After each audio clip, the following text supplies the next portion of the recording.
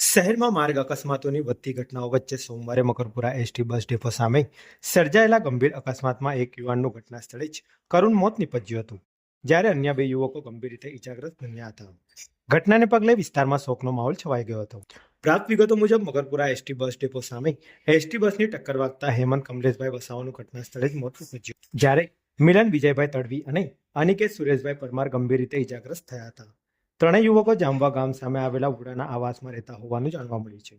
અકસ્માત બાદ 108 એમ્બ્યુલન્સની ટીમ તાત્કાલિક ઘટના સ્થળે પહોંચી હતી અને બંને ઇજાગ્રસ્તો સારવાર માટે હોસ્પિટલ ખસેડવામાં આવ્યા હતા. ઘટનાની જાણ થતાં 112 પોલીસ તેમજ માજલપુર પોલીસ સ્ટેશનની ટીમ પણ સ્થળ પર દોડી આવી હતી. પોલીસે મૃતક હેમંત વસાવાના મૃતદેહને પોસ્ટમોર્ટમ માટે મોકલી આપી અકસ્માત અંગે ગુનો નોંધી વધુ તપાસ હાથ ધરી છે. અકસ્માતને પગલે મોટી સંખ્યામાં સ્થાનિક લોકો અને પરિવારજનો સ્થળ પર એકત્રિત થઈ ગયા હતા. પરિવારજનો એસટી બસના ચાલક સામે કડક કાયદેસરની કાર્યવાહી કરવાની માંગ કરી છે. શહેરમાં સતત વધી રહેલા માર્ગ અકસ્માતોને લઈને નાગરિકોમાં પણ ચિંતા વધી રહી છે. લોકો પ્રશાસન પાસે માર્ગ સલામતી માટે અસરકારક પગલાં ભરવાની માંગ કરી રહ્યા છે.